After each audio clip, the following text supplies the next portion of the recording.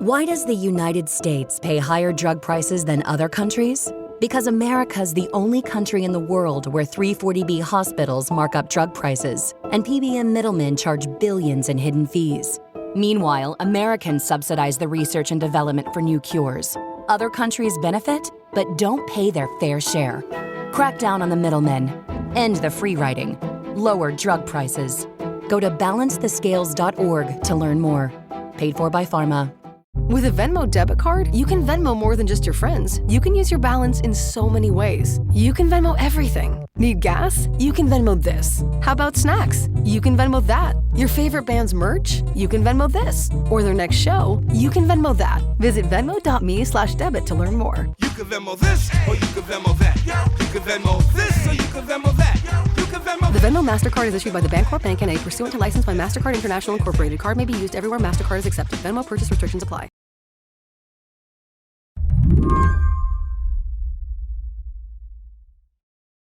To be honest, Seth Tupper kind of thought he was done covering Kristi Noem. Seth is a reporter in South Dakota, chronicled Noem's rise from congresswoman to governor, and he thought once she landed in D.C., he'd get to pass the baton, as it were. Turns out, no such luck. She's kind of inescapable. She's in the news every day, and it's hard not to think about her, really. I called Seth because I wanted someone to talk me through something Noem said last week that I just kept thinking about. I want to specifically thank the Army. I want to thank the Marines, the National Guard, our soldiers, our military men and women who've shown up here. Secretary Noem was speaking in Los Angeles, talking about what exactly federal agents and troops were doing on the ground there. She said her agents were trying to deport immigrants, but also that the feds were investigating protesters. She said the IRS was looking into how protesters are being funded. And then she said this. We are not going away. We are staying here to liberate this city from the socialist and the burdensome leadership that this governor and that this mayor have placed on this country and what they have tried to insert into this city. So I want to say thank you. This stood out to me because that's not what U.S. troops or ICE agents were really supposed to be doing in L.A., was it? Well, right. And, the question with her that we always had when we were covering Kristi Noem in South Dakota, that we continue to have about her, is she saying what she believes, or is she purposefully just saying what she knows will get a reaction? And we came to believe, at least I did, this is part of that MO is deliberately saying things that she knows will spark a backlash among people on the left, and welcoming that backlash, then using it to paint herself as a victim of attacks by the left, and using that to build support and rinse and repeat. Does she know what she's saying is wrong, and she just says it anyway? I'm not sure anymore, what she really feels or thinks anymore. I mean, obviously, it has seemed like, yeah, she's just been willing to say or do whatever it takes to take that next step politically to stay in Trump's good graces. What she really believes, that's a hard thing to parse. As soon as those words left Secretary Noem's mouth, she was dealing with a new crisis, because at that exact moment, she got interrupted by California Senator Alex Padilla. And what they have tried to insert into I don't know the what you city. consist So I want to say thank you to exaggerated every single person that has been able to Hands up, hands up. Senator Padilla was trying to ask Noem a question, but he got dragged off and handcuffed before he could get much out other than his name. Also, I want to talk specifically to the rioters and to the politicians in Los Angeles. And as the senator got ejected from the room, Secretary Noem just kept talking. I also want to talk about specifically how many of our ICE agents have been doxxed for doing their duty, how they have been targeted. To me, it underlined just how powerful her new role is. Like, she literally controls a police force that can act on her behalf.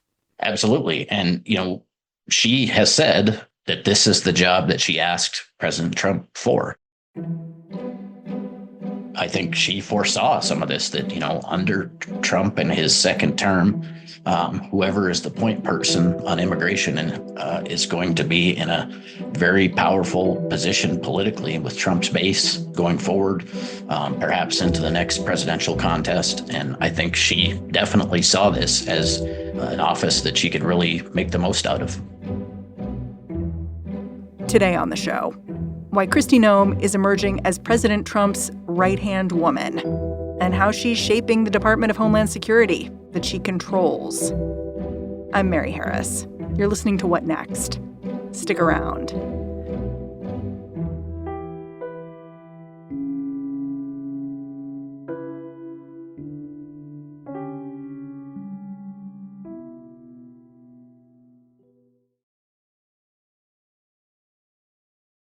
Decisions made in Washington can affect your portfolio every day. But what policy changes should investors be watching? Listen to Washington Wise, an original podcast for investors from Charles Schwab, to hear the stories making news in Washington right now. Host Mike Townsend, Charles Schwab's managing director for legislative and regulatory affairs, takes a nonpartisan look at the stories that matter most to investors, including policy initiatives for retirement savings, taxes and trade, inflation concerns, the Federal Reserve, and how regulatory developments can affect companies, sectors, and even the entire market. Mike and his guests offer their perspective on how policy changes could affect what you do with your portfolio. Download the latest episode and follow at schwab.com/WashingtonWise, or wherever you listen. This podcast is brought to you by Progressive Insurance. Do you ever think about switching insurance companies to see if you could save some cash? Progressive makes it easy. Just drop in some details about yourself and see if you're eligible to save money when you bundle your home and auto policies. This process only takes minutes, and it could mean hundreds more in your pocket. Visit Progressive.com after this episode to see if you could save. Progressive Casualty Insurance Company and Affiliates. Potential savings will vary. Not available in all states. I think about imagery a lot when I think about Kristi Noem because it seems so important to her. And it's been interesting to watch her evolve, like her physical presentation evolve. Like when I Google around, I often see the same two images of her again and again, like paired up. Like one is a picture of her from a few years back. She was a congresswoman. She's got this short hair. She looks like a suburban mom. But the other is her now, with these cascading locks. She looks like she's maybe had some filler done. It's hard to say. But the implication when you see these images side by side is that somehow Kristi Noem has changed. Has she changed? Well, this is an area where I think I can offer some insight. If you read her book, she writes that when she first ran for statewide office for the U.S. House in 2010, that it was John Thune's consultants, John Thune, now majority leader of the Senate, who then was finishing up his first U.S. Senate term for South Dakota, took her aside and told her that she needed to tamp down her image. Like make yourself quieter? Right. Dress like an old woman is how she describes it. And don't use such flashy nail polish. And now this is a woman who participated in pageants as a young woman. And so the picture that she paints in her book is that what you're seeing now is the real Kristi Noem, and that what you saw before was sort of the reined in version when she was listening to consultants, and that now what you're seeing, sort of like Trump 2.0, was, the restraints are off to the extent that there were any before. She is sort of reflecting that now she's, there are no restraints on her, and she's fully living into who she really is. Huh. So who is the true, authentic Kristi Noem? You say she was in pageants and things like that, but where would you start her story? Oh, absolutely. The place to start her story and the place she would start it. The defining moment in her life was when she was a young woman. Her father, she grew up on a combination farm and ranch in rural South Dakota. And when she was a young woman, her father died in a farming accident. A really uniquely awful farming accident, right? Like he went into the grain and got sucked in? Yeah, he went up to the top of a grain bin to try to kind of tamp out a crust that had formed on the top of the grain, and he was sucked into a pocket in a bin full of grain and was suffocated. Terrible, terrible thing. And the way she tells it, shortly after the death, basically the family was subjected to an estate tax, and she describes her political origin story in that way, saying that she was enraged by this, that a family in grieving and in shock would have to pay a tax to the government. She, of course, started labeling it the death tax. Yeah. She seemed pretty committed to projecting a real South Dakota image too when she came to Washington. She was a congresswoman for a little while, and she used to sleep in her offices. She talks about having slumber parties with her family in the office that get out air mattresses and things like that. So she didn't even have an apartment in Washington for a while, right? Correct. And, I think part of that was Senator Tom Daschle, who was also majority leader of the Senate for a time. And he was defeated by John Thune in 2004 in a very hotly contested race. And one of the things that happened to Tom Daschle was he got painted as having gone Washington, and that he wasn't really a South Dakotan anymore.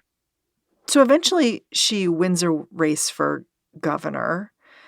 How did she end up on Donald Trump's radar? One of the first interactions they had, according to her, is that early on in Trump's first term, she did go to a meeting of governors at the White House, and she asked him why we can't have fireworks at Mount Rushmore anymore. Oh my gosh, that's a question that's just aimed straight for President Trump's heart. Right.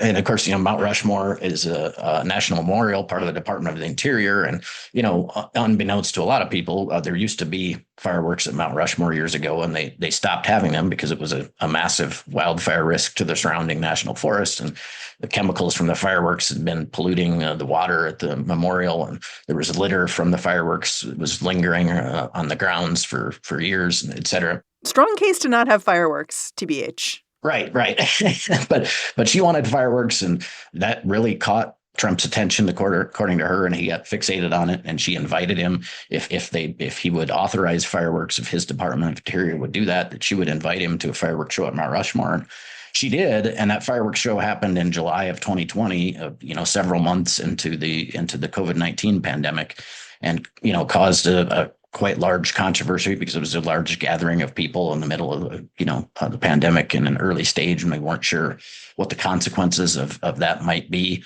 And it was on national TV when he made the speech at the fireworks display, and it was a massive event, and that really bonded them. And she, throughout the pandemic, of course, quite famously didn't close South Dakota down to the extent that some other states did.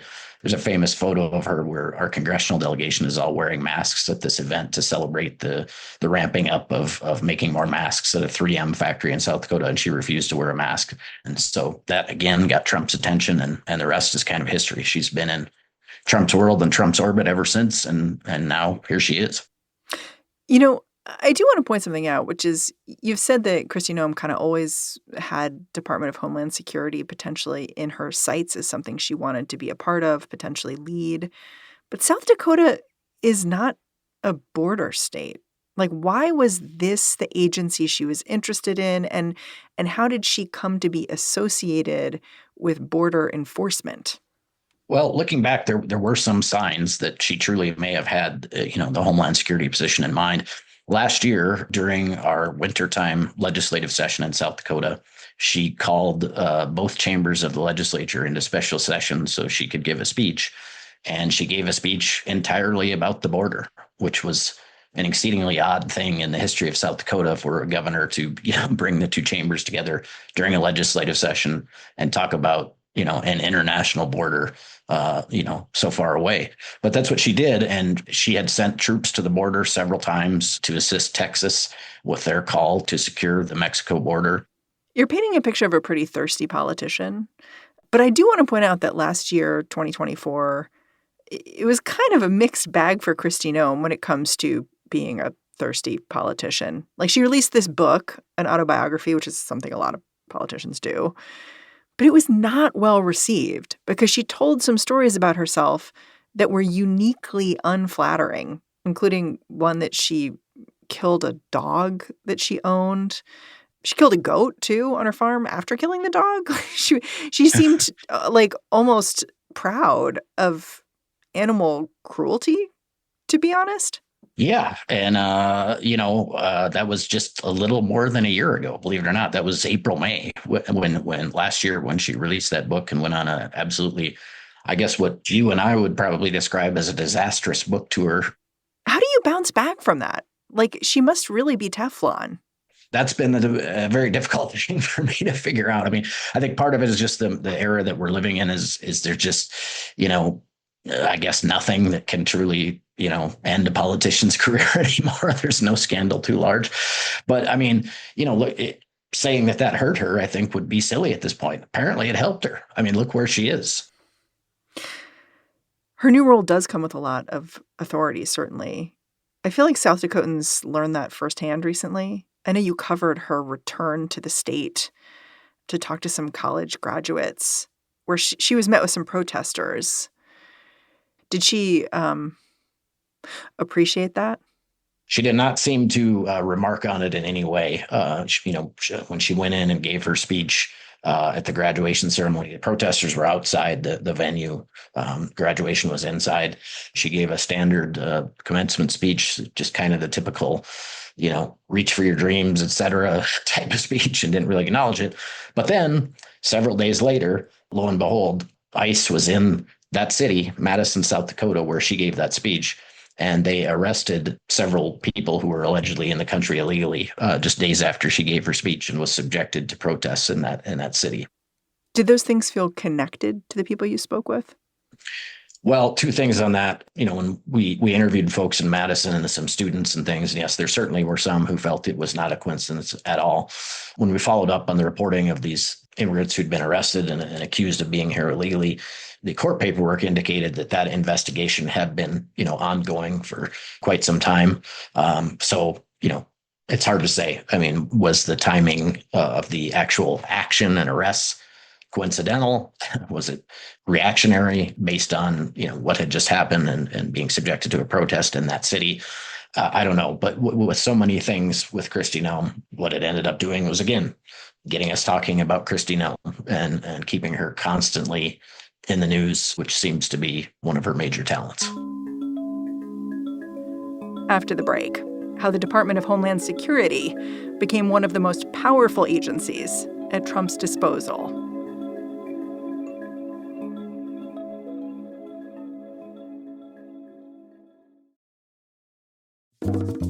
This podcast is brought to you by Progressive Insurance. Do you ever find yourself playing the budgeting game, shifting a little money here, a little there, just hoping it all works out? Well, with the Name Your Price tool from Progressive, you can be a better budgeter and potentially lower your insurance bill, too. You tell Progressive what you want to pay for car insurance, and they'll help you find options within your budget. Try it today at Progressive.com. Progressive Casualty Insurance Company and Affiliates.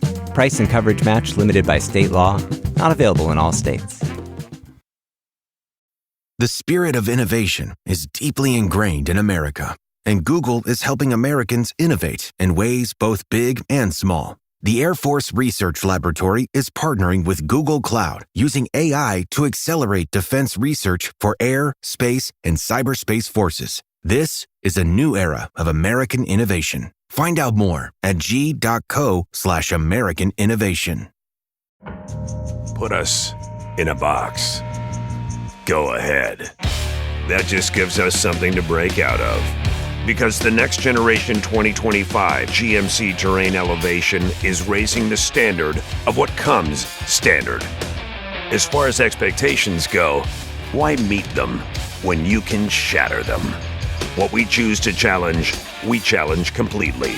We are professional grade. Visit gmc.com to learn more. To learn more about the Trump administration and how it's expanding its power through Kristi Noem's agency, I called up Ahilan Arulanantham.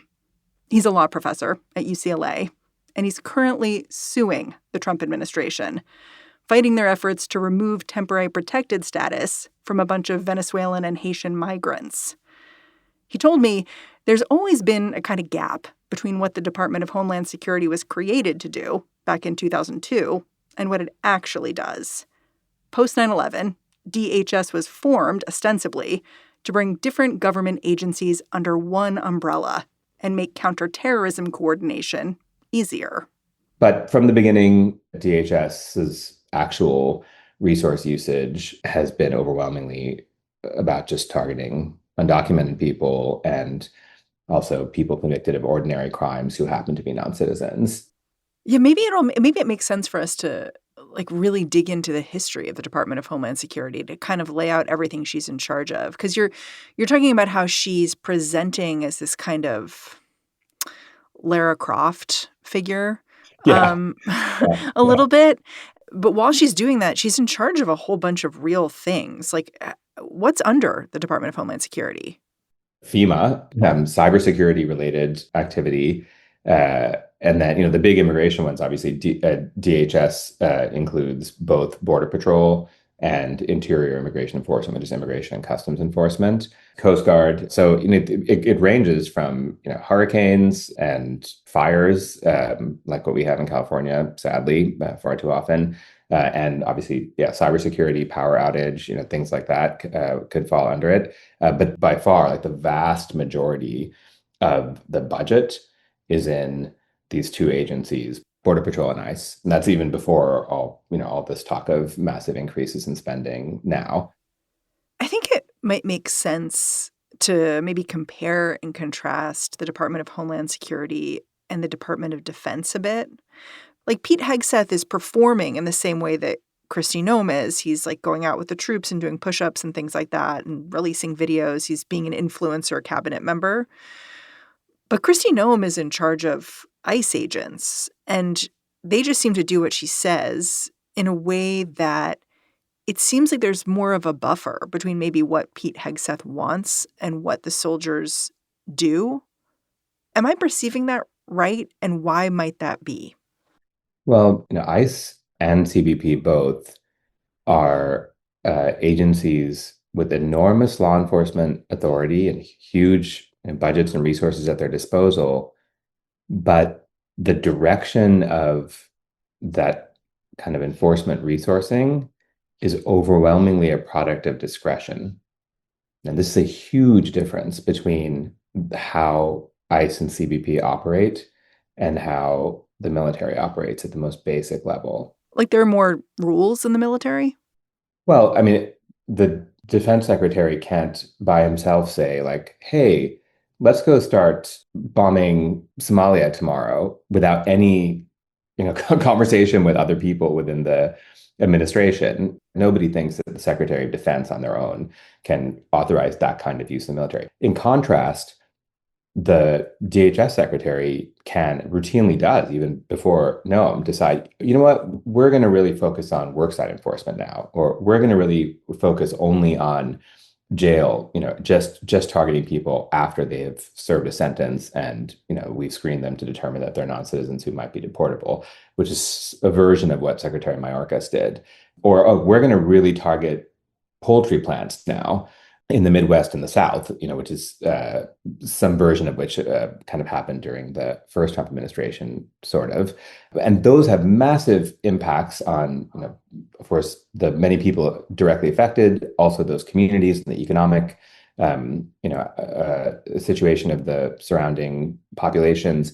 And yet that is all largely a matter of enforcement discretion. And that's a product of the way the immigration enforcement system runs. Yeah. As an attorney, I'm a little bit curious what you made of that moment a few weeks back when Secretary Noem was in front of Congress giving some testimony, and she was asked to define habeas corpus, which is the right for a detained person to challenge their detention. She did not answer this question correctly, but she answered it incredibly strongly. She was very clear about what she thought. Well, habeas corpus is a constitutional right that the president has to be able to remove people from this country and suspend their right to. Let me stop you, ma'am. Suspend their habeas right corpus, excuse me. That's How did you see that? I study habeas corpus and have spent 20 years litigating habeas corpus cases mostly for immigrants and detained non-citizens and immigration, non-immigration. In my view, habeas corpus is probably the most important human right in the Constitution. It's in the Constitution itself. It's not just in the amendments. It's actually there in the structure from the beginning, before the amendments even the first 10 amendments were enacted.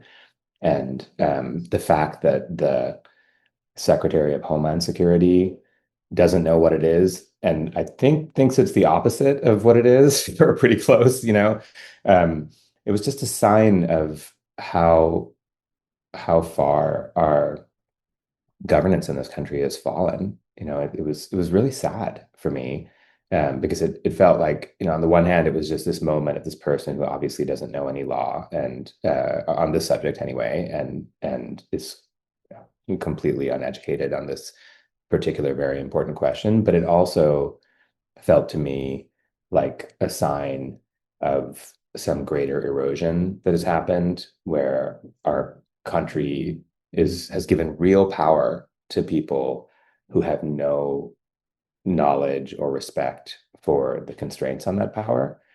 And I felt like that whole phenomena was encapsulated in this one moment with this just appalling answer. And yet the fact that she gave it with like great confidence also just made the whole thing worse.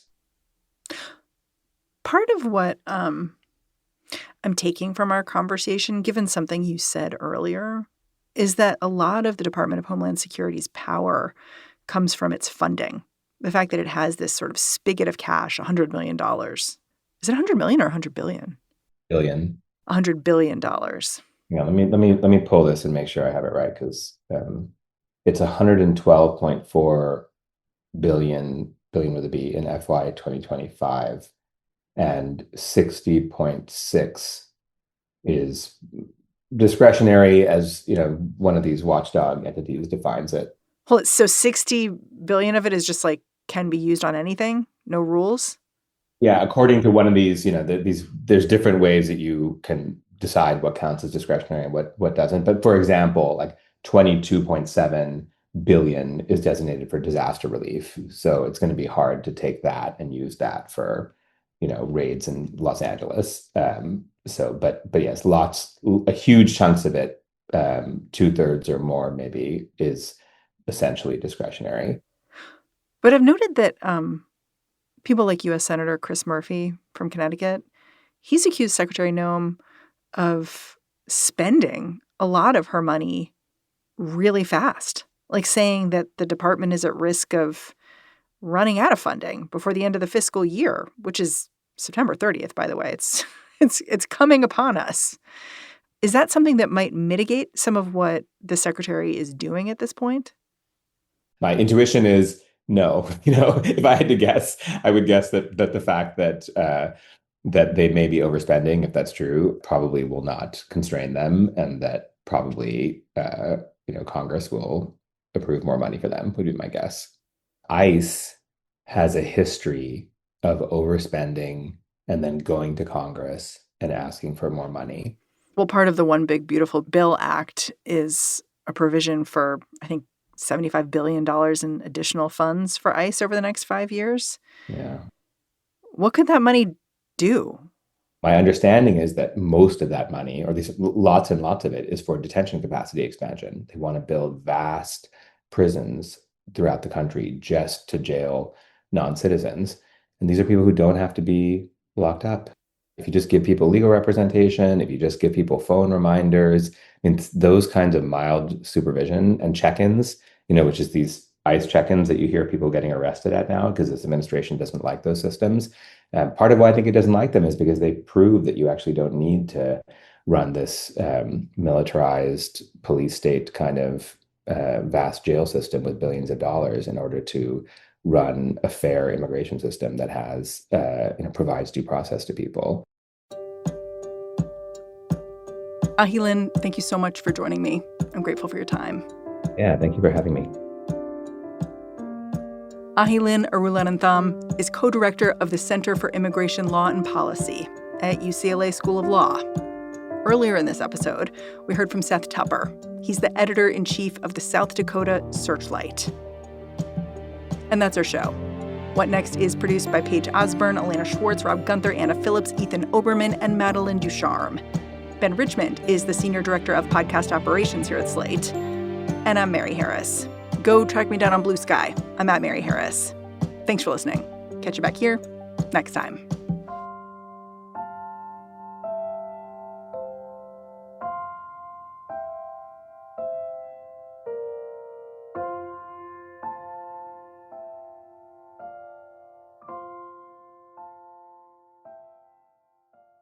Hi, I'm Richard Karn, and you may have seen me on TV talking about the world's #1 expandable garden hose. Well, the brand new Pocket Hose Copperhead with Pocket Pivot is here, and it's a total game changer. Old-fashioned hoses get kinks and creases at the spigot, but the Copperhead's Pocket Pivot swivels 360 degrees for full water flow and freedom to water with ease all around your home. When you're all done, this rust-proof anti-burst hose shrinks back down to pocket size for effortless handling and tidy storage. Plus, your super light and ultra-durable Pocket Hose Copperhead is backed with a 10-year warranty. What could be better than that? I'll tell you what, an exciting radio-exclusive offer just for you. For a limited time, you can get a free Pocket Pivot and their 10-pattern sprayer with the purchase of any size Copperhead hose. Just text WATER to 64,000. That's WATER to 64,000 for your 2 free gifts with purchase. WATER to 64,000. By texting 64,000, you agree to receive recurring automated marketing messages from Pocket Hose. Message and data rates may apply. No purchase required. Terms apply. Available at pockethose.com/terms.